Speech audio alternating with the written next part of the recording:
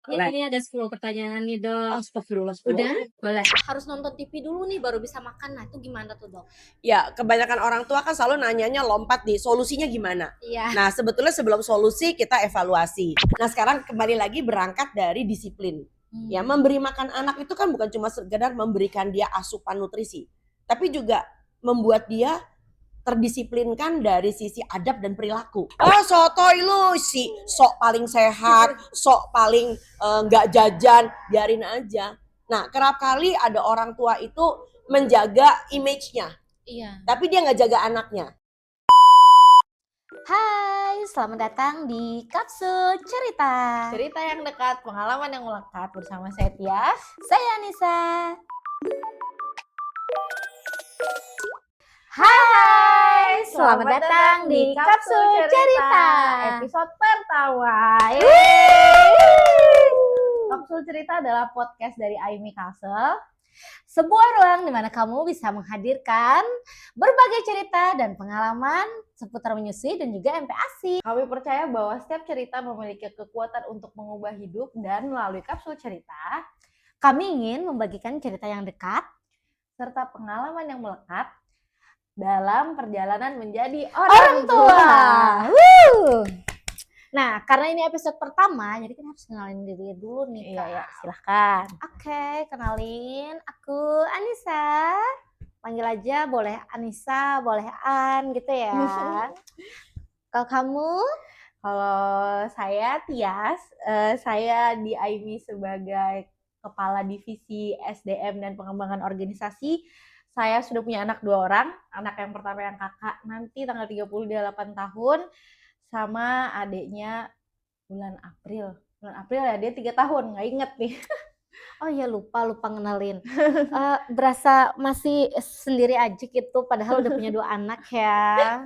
Jadi saya juga udah punya 2 anak ya, saat ini cowok dua-duanya. Jadi saya tuh jadi yang paling cantik gitu di rumah. Nah, yang pertama tuh udah umur 6 tahun, jelang 7 tahun. Terus yang kedua adeknya beda 2 tahun nih. Jadi si adek udah mau 5 tahun. Jut.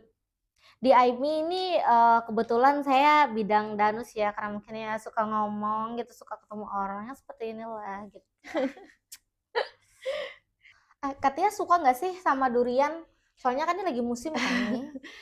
Alhamdulillah ya, aku, suami, anak dua-duanya, mau yang 8 tahun dan mau yang 3 tahun ini durian lovers. Kita suka banget durian, apalagi anak yang dua-duanya sih terutama tuh suka banget durian. Yang kecil tuh bahkan jadi ada cerita. Jadi waktu itu lagi nginep di rumah mertua. Terus habis itu mertua nawarin, "Tias, durian mau dibawa pulang nggak?" Nggak usah mah, udah banyak banget makan durian." Terus muka anak aku yang kedua kayak kaget gitu, dia shock, diem. Terus dia nyamperin ayahnya, "Ayah, kenapa bunda nggak mau bawa pulang durian?" Katanya gitu. Dia kaget kalau bundanya nggak mau bawa pulang durian. Tapi udah akhirnya tetap dibawain pulang sama mertua. Besoknya pagi-pagi subuh dia bangun, dia bisik-bisik, "Bunda, kenapa nggak bawa pulang durian?" Dia masih kepikiran, soalnya dia suka banget durian. Padahal umur berapa tahun tuh yang kecil tuh? Ntar bulan April dia 3 tahun. Oh, baru sekecil itu udah suka dia sama suka durian? banget. Dia nggak durian aja sih, dia durian suka. Dia pete suka, cempedak, rambutan semua, pokoknya dia alhamdulillah bukan picky eater, dia nggak pilih-pilih makanan. Oh, gimana tuh waktu MPASI-nya gitu sampai bisa semuanya suka gitu? Padahal kan orang dewasa aja belum tentu suka kan Iya, gitu. benar. Alhamdulillah ya, dari anak pertama itu aku tuh MPASI itu nggak yang makanan khusus buat bayi harus yang ini, itu makanan yang disajikan itu adalah makanan yang aku makan. Jadi yang aku makan hari itu, misalnya menu hari itu lagi pepes patin, sayurnya misalnya sayur santan atau sayur apa, ya udah itulah yang aku sajikan ke anak. Jadi aku yakinnya karena menyajikan apa yang kita sajikan, apa yang kita makan, jadi akhirnya dia tidak pilih-pilih makanan, keduanya ya, kakak dan adiknya. Jadi nggak perlu tuh ya khusus pakai yang unsalted butter gitu ya, terus dibikin apalah cheese stick apa segala macam gitu sih. ya. Pernah sih yang nyobain yang unsalted butter yang gitu-gitu, tapi ya tujuannya tuh bukan khusus kayak ya udah biar tahu aja gitu kan. Kita variasi makanan perlu juga tetap gitu, tapi tetap yang dikonsumsi sehari-hari itu yang rutinnya itu adalah yang disajikan buat di rumah. Iya, makanan keluarga gitu ya. Jadi nggak yang anaknya makan salmon, orang tuanya di rumah makan ikan patin Iya, gitu ya. Padahal kan ikan enggak. patin nggak kalah baiknya gitu ya Kalau sama misalnya anaknya lagi makan salmon ya berarti orang tuanya lagi makan iya, salmon hari itu gitu. iya, ya nggak yang khusus anaknya doang gitu ya kali ya. Enggak. Kan ada aja tuh yang orang-orang, oh anakku nih harusnya makannya nih yang wah, yang ini apa macam-macam Enggak vitaminnya sih gitu. kalau itu ya Sedangkan orang alhamdulillah. tuanya di rumah makannya ikan asin gitu. Saking menghematnya buat beli salmon buat anak. Tapi ya. ada loh yang kayak gitu sampai yang niat banget orang tuanya istilahnya tuh bekarik gitu buat Iya, belikan nah, anaknya tuh salmon unsalted butter dan macem-macemnya itu. Iya, padahal makanan keluarga aja udah cukup gitu Iya, ya buat iya, anak. benar. Yang penting kan makanannya tuh ya memenuhi gizi seimbang gitu ya isi piringku gitu. BTW kemarin Amy Carlson ngundang Dokter Tan kan ya. Beruntung banget ya Nisa bisa ngobrol-ngobrol sama Dokter Nah, Tan. itu tergantung amal dan perbuatan. Masya Allah, Masya Allah, mantap.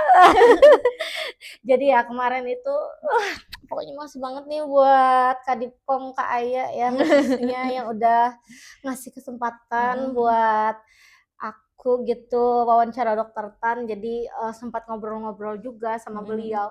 Awalnya tuh gugup banget karena kan Dokter Tan ini ngelihatnya kita kan cuma ngelihat di sosmed gitu ya, tuh pertama kali ketemu ngelihatnya beliau tuh kayak tegas gitu, terus juga takut disemprot juga nih kalau misalnya apa-apa gitu.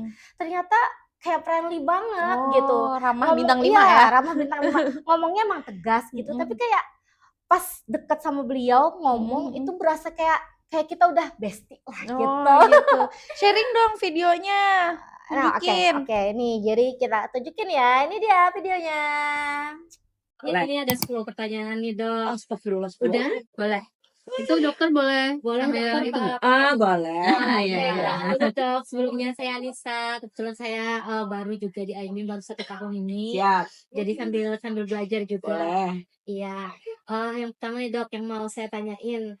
Apa saja langkah yang harus dilakukan orang tua agar masa MPASI ini berjalan lancar dan mendukung tumbuh kembang bayi secara optimal? Mau MPASI, mau menyusui sebetulnya sama ya. Jadi orang tua nggak ada sekolahnya, tapi kita bisa belajar. Nah caranya adalah tentu belajar dengan saluran yang tepat ya. Jadi bukan belajar gram segala macam dari TikTok gitu ya.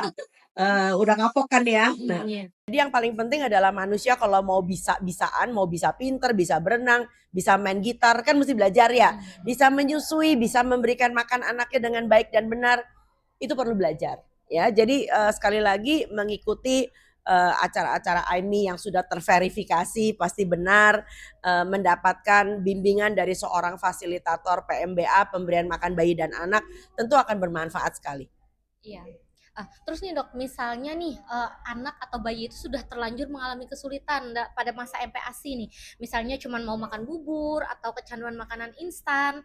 Terus tuh misalnya harus nonton TV dulu nih baru bisa makan. Nah, itu gimana tuh Dok? Ya, kebanyakan orang tua kan selalu nanyanya lompat nih, solusinya gimana? Iya. Nah, sebetulnya sebelum solusi kita evaluasi supaya apa yang akan kita anjurkan sebagai tindakan itu atau sebagai penanganan itu nggak meraba-raba. Nah, seperti misalnya nih, anak kecanduan gadget ya, lalu kemudian kalau makan harus ada tayangan ya, di YouTube kayak apa kayak Cocomelon gitu kan ya. Nah, kita tanya dulu, ini anak makan sendirian, makan sama bapak ibunya, makan sama kakaknya atau gimana? Nah, makan itu kan adalah suatu proses belajar bagi seorang anak dan keluarga kita tahu adalah madrasah yang pertama. Nah, bayangin kalau di meja makan anak cuma sendirian. Ya, nggak ada siapa-siapa, nggak ada yang dipakai buat contoh. Ya tentu saja ya dia nggak punya panutan. Jadi pertama memang kita harus melihat dulu situasinya seperti apa. Apakah dia makan bersama dengan keluarga? Dan yang lebih penting lagi adalah makan bersama dengan keluarga tapi sama aja bohong. Bapaknya sendiri scroll HP gitu ya kan.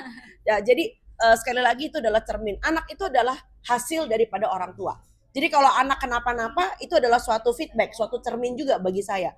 Kok saya udah berbuat apa aja sehingga anak saya kayak begini. Mungkin stimulasinya kurang, mungkin interaksi untuk berbicara dengan anak kurang. Jadi ibu cuman udah saking capek mikirin cucian belum kering, nanti malam mau masak apa. Udah gak usah banyak rame, yang penting kamu makan aja. Nah barangkali mesti bicara dengan anaknya, Dek mau makan apa hari ini? Tuh mama masakin ini enak kan? Coba lihat, ih ada wortel, warnanya apa? Warnanya apa? Warnanya merah. Wortel tuh enak loh. iya. Contohkan, ajarin. Mau Dek, yuk mama juga kasih sama kamu. Misalnya itu. Jadi sekali lagi kita evaluasi dulu sebab anak gak mau makannya kenapa.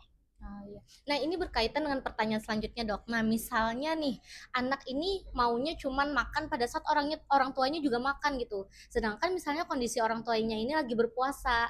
Nah sedangkan anaknya itu ya tadi kebiasaan makan bersama gitu kan. Kalau mamanya nggak mau makan anaknya juga nggak mau makan. Nah gimana? Gitu? Begini. Memang ini adalah suatu situasi yang tidak umum ya kalau bicara tentang puasa Ramadan ya. Iya. Nah itu sebabnya kenapa anak juga harus dikondisikan. Dikondisikan artinya bisa diajak ngomong kok, apalagi kalau anak udah mulai belajar makan ya, bahwa biar aja sahurnya bareng-bareng, kan sahur anggap aja sarapan ya kan. Lalu kemudian ketika berbuka itu makan malam anaknya. Paling-paling anak makan sendiri itu ketika jam makan siang. Nah jam makan siang orang tuanya kan bisa ngomong, mama lagi puasa tapi kamu harus makan, udah lapar kan Dek. Nah anak kalau sehat, kalau lapar pasti mau makan. Ya, yang menjadi problem adalah anak kenapa nggak mau makan, bisa jadi udah jadi tukang jajan. Ya, tukang ngemil, tukang jajan ya. Lalu orang tuanya ketakutan, aduh yang penting semuanya masuk, yang penting ada yang masuk daripada nggak makan sama sekali. Jadi anak itu sebetulnya perutnya nagih kok. Jadi walaupun orang tuanya puasa, tapi kalau makan siang kok makanannya belum ada ya, dia lapar, dia pasti cari-cari makanan kok. Tenang aja, yang penting anaknya sehat. Iya. Jadi komunikasi orang tua juga penting, penting ya dok banget, ya. penting banget. Kita tahu banget bahwa bahkan bayi yang baru umur 3 bulan kayak cucu saya, itu kelihatannya cuma baru gitu doang, tapi kalau begitu kita ajak ngomong, dia langsung tuh babblingnya keluar gitu. Gitu ya kan. Ya nggak masalah, itu caranya dia. Tapi begitu kita berhenti, anak yang sudah terbiasa terstimulasi ngapain? Gitu. Itu lucu banget loh. Anak 3 bulan bisa manggil orang tuanya pakai Iya. Artinya dia mau diajak ngomong kan Iya, gitu loh. Itu benar. anak-anak yang sudah terbiasa terstimulasi pasti akan melakukan hal yang sama. Nah terus gini dok, ini kan anak misalnya udah terlanjur nih lingkungannya nggak sehat, banyak yang suka jajan di luar, misalnya lihat saudara-saudaranya kan nggak mesti anak ini misalnya tinggalnya cuma sama orang tua, misalnya sama yang lain juga gitu. Sedangkan keluarga yang lain nih suka jajan, suka makan-makan yang lain. Nah gimana itu dok untuk kita sebagai orang tua menghindari mereka dari hal-hal begitu seperti itu? Oke, bahasanya bukan kita sebagai orang tua, barangkali kita sebagai orang Melayu ya. Sebagai orang Asia ya. Orang Asia, orang Melayu kerap kali sulit untuk mengatakan tidak. Ya. Jadi yang pertama menjadi orang tua juga Anda harus bisa menerapkan disiplin.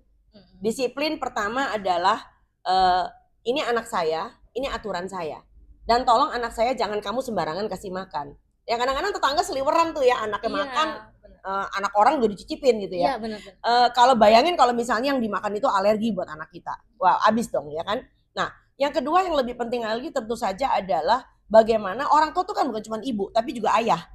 Nah secara simultan, secara sinergis ayah dan ibu berusaha untuk menciptakan lingkungan yang memang harusnya sih dihormati oleh lingkungan yang lain. Jadi artinya paling gampang misalnya kalau kita tinggal di komplek ya. Nah bagaimana anak-anak kalau lagi pada main, orang tuanya juga pada di luar, ngeriung di luar sana, lalu kemudian anak orang juga ikut dikasih makan. Nah barangkali dengan bahasa yang cukup sopan kita bisa mengatakan, punten anak saya barangkali jangan dulu dikasih ya.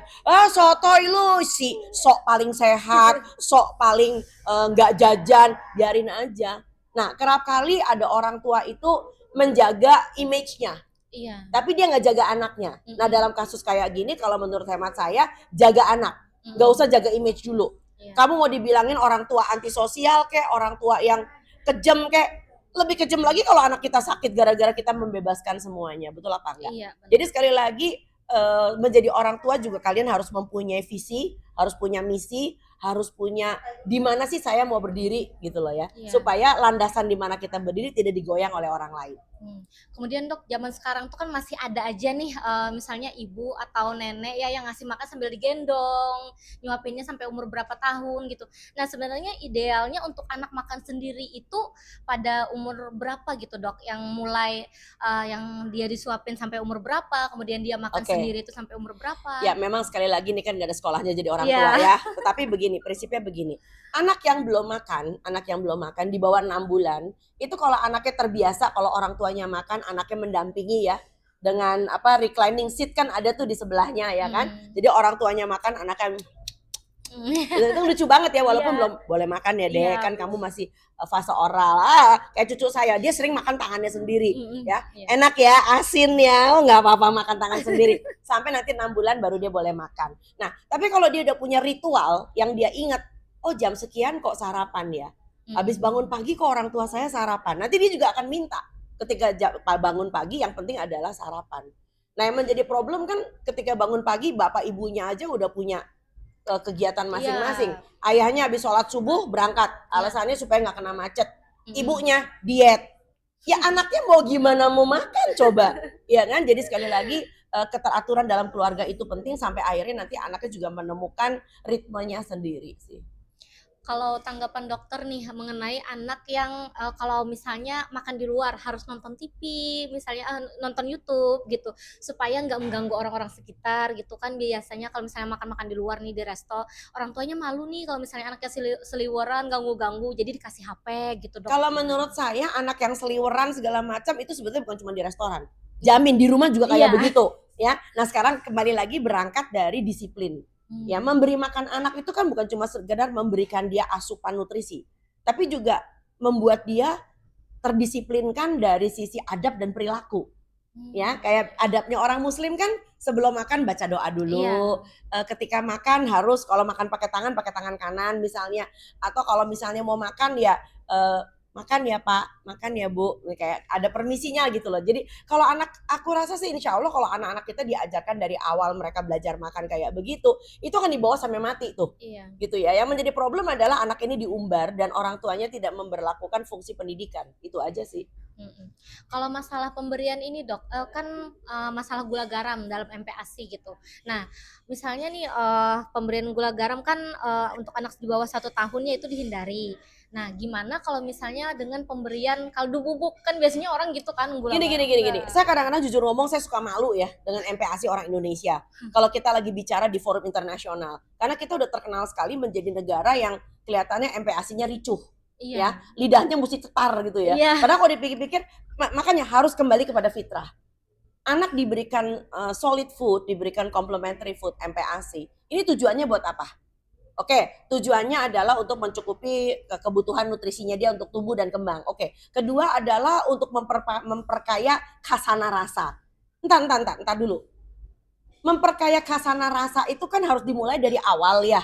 Ya, jadi sama seperti kita belajar berhitung, nggak mungkin kan kamu langsung dikasih soal matematika anak SMA. Ya, kamu harus belajar dulu penjumlahan, pengurangan, pengalian, pembagian, baru kamu bisa menyelesaikan soal-soal yang lebih sulit. Nah, sama anak ini kan lagi belajar. Udah deh, entar dulu deh. Yang namanya rasa itu datang dari bahan makanannya. Kalian tahu nggak kalau mau ngomong manis, anak ini harus punya rujukan. Oh, kalau manis mesti makan buah. Pepaya manis, pisang manis, tapi nggak mungkin dong telur dadar kok rasanya manis ya gitu ya. Jadi ini adalah suatu hal yang membuat anak jadi mempunyai referensi makan dan preferensi makan. Jadi ini sekali lagi adalah tentang pendidikan. Jujur ngomong gula itu tidak dibutuhkan di dalam masakan ya. Makanya kalau Anda lihat di restoran misalnya ada wadah bumbu, itu biasanya kan apa? Garam dan lada. Nggak ada garam dan gula. Nah, exactly. Jadi artinya yang dibutuhkan adalah barangkali nanti kalau anak lebih besar adalah lada ya. Tetapi garam itu bisa saja diberikan, nggak masalah, mengacu kepada kebutuhan. Jadi kalau misalnya ya, kalau di poster Kemenkes dituliskan 0,1 gram, bisa nimbang nggak? Kalau saya mendingan nggak usah gitu ya, karena apa? Toh nggak ada rasanya, gitu loh ya. Dan kalau Anda mau gurih, itu kan juga ikan laut juga ada asin-asin, ada gurih-gurihnya. Yang namanya santan juga gurih gitu loh ya. Jadi nggak usah cetar gitu loh seperti lidah bapaknya. Jadi kalau kita nggak bisa nimbang 0,1 gram, ya mendingan udah selesai aja. Makanya kenapa WHO mengatakan bahwa di dalam posternya dituliskan bahwa baby food should not contain any added salt. Jadi tidak boleh ada imbuhan garam, karena kalau mau bicara tentang garam itu di dalam bahan makan sendiri itu sudah ada. Dan satu hal lagi yang lebih penting itu sudah ada di dokumennya IDAI, disebutkan bahwa garam bisa memberikan kepengayaan cita rasa. Tetapi nah ini koma belakangnya mesti dibaca nih, dengan merujuk pada tabel kebutuhan, kurang lebih seperti itu bahasanya, dengan mengingat bahwa ginjal anak belum berkembang sempurna. Nah ini seringkali nggak dibaca sampai titik nih. Agak curang nih orang yang mengutip ya, karena mamagram itu suka curang. Jadi dengan kata lain bahwa kita melihat bahwa garam itu mempunyai dampak kepada saluran ginjal dan ginjalnya itu sendiri ya. Jadi Anda bisa bayangin, jadi jangan sampai hipertensi itu diturunkan. Ya, penyakit ginjal diturunkan. Sebetulnya bukan penyakit yang diturunin, piring mangkok nasinya diturunin gitu ya. Jadi gaya hidupnya, pola makannya, persis. Dan anak itu bukan orang dewasa. Bukan orang dewasa mini. Ini berkaitan juga nih dok sama tekstur nih. Ngomongin masalah ginjal, perut, kenapa segala macam berkaitan juga dengan tekstur. Gimana kalau misalnya nih anak makan tidak sesuai teksturnya dengan umurnya gitu dok. Misalnya anak 9 bulan udah dikasih nasi, atau misalnya anak di atas 1 tahun masih makan bubur nih. Nah Ya, gimana tuh? sekali lagi adalah kalau orang tuanya nggak punya buku panduan, itu buku KIA, maka orang tuanya akan random. Ya, random kemana-mana. Nah, pertanyaannya adalah naik tekstur itu kan bukan berdasarkan jumlah gigi, tetapi berdasarkan usia. Nah, jadi kalau anaknya sudah harus move on, maka mamahnya, orang tuanya juga harus move on. Nah, sekarang bagaimana kalau misalnya kita ngomong yang pertama dulu deh, umur 1 tahun masih makan bubur misalkan. Artinya ada stimulasi yang tidak dikerjakan. Ya, entah itu stimulasi sensorik, entah itu stimulasi motorik, stimulasi kunyah dan telan, bahasanya seperti itu. Kalau anak tidak diperkenalkan kepada finger food, makanan yang kalau udah 9 bulan diperkenalkan dengan sesuatu yang stimulasinya berupa kriuk misalnya, bukan kriuk gorengan ya, tapi seperti kayak apel itu kan kriuk ya, bengkoang kriuk, lalu kemudian keripik tempe oven itu juga kriuk. Nah tentu anak ini tidak terstimulasi kemampuan kunyahnya. Makanya kenapa anak zaman sekarang kalau Anda lihat makanan-makanannya itu kan makanan yang tidak membuat rahangnya, giginya berkembang dengan baik. Makanannya empuk. Rotinya roti putih empuk, ya pengennya makan cilok yang kenyal, tapi mereka tidak terlatih misalnya untuk makan ayam yang keras, ya bahkan ada program makan bergizi gratis di mana ada anak mengatakan saya nggak biasa makan ayamnya kekerasan. Perasaan ayamnya baik-baik aja nggak keras, tapi dia tidak terlatih untuk menggunakan rahangnya dengan baik untuk mengunyah. Iya. Nah, terus dok ini terakhir nih, kalau misalnya untuk yang orang tuanya bekerja nih dok, gimana cara penyimpanan MPASI-nya tuh dok? Apakah harus di wadah kaca atau gimana? Prinsipnya demikian, kita itu biasanya kan membuat MPASI kan malam hari nih, jibakunya malam kalau semua udah sirap udah pada tidur ya kan. Nah biasanya kita akan mengajarkan orang untuk membagi dalam 3 kali makan, dalam 3 wadah terpisah.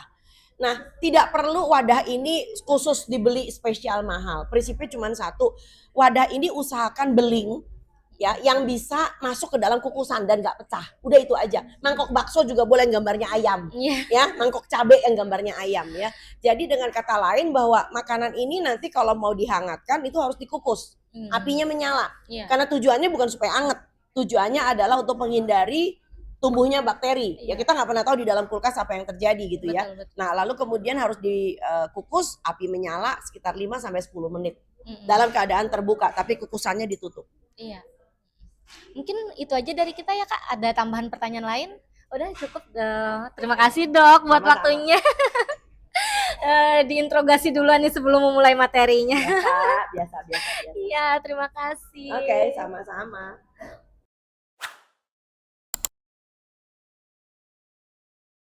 Gimana, seru kan? Jadi waktu sama dokter Tan itu ya kak, kita tuh baru ngobrolin beberapa kata gitu, beliau udah langsung paham kita mau ke arah mana nih nanyanya. Kayak misalnya nih, aku nanya, apakah MPASI itu harus dengan di wadah kaca gitu, harus di tempat yang kaca, atau misalnya ada harus tempat khusus gitu, apa boleh pakai toples plastik misalnya atau apa. Nah beliau langsung paham gitu tanpa yang kita babi bu apa. Terus beliau jelasin yang penting kan itu wadah itu nggak perlu yang harus mahal-mahal, apa yang penting itu bisa dipanaskan.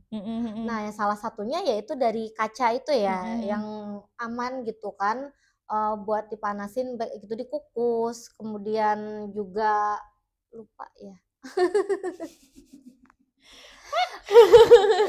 Beruntung banget loh Anissa bisa ngobrol langsung kemarin tuh sama Dokter Tan.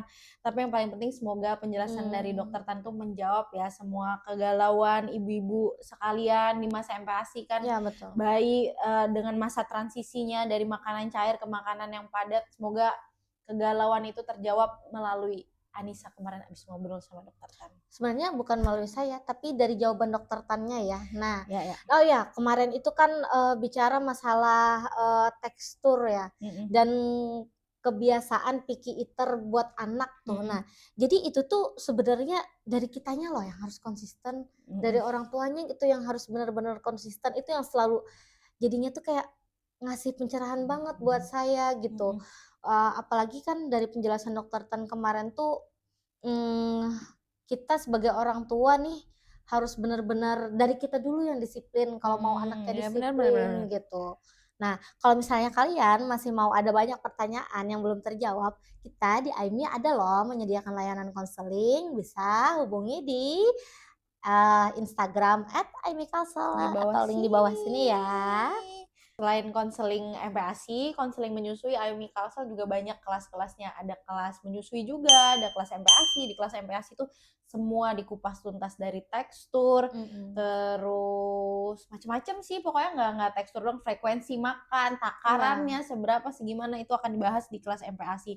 Dan di kelas menyusui dibahasnya tentang menyusui, gimana caranya supaya ASI-nya lancar, ASI-nya banyak, ASI melimpah, cara menyimpan ASI, memberikan ASIP dan lain sebagainya itu dibahas di kelas menyusui MPASI. Iya, tapi nggak cuma ibu-ibu loh yang boleh konseling, buat yang belum punya anak juga nih yang baru mempersiapkan kehamilan misalnya juga boleh banget loh buat konseling gitu. Karena kan pelajaran itu menjadi orang tua itu adalah pembelajaran seumur hidup gitu.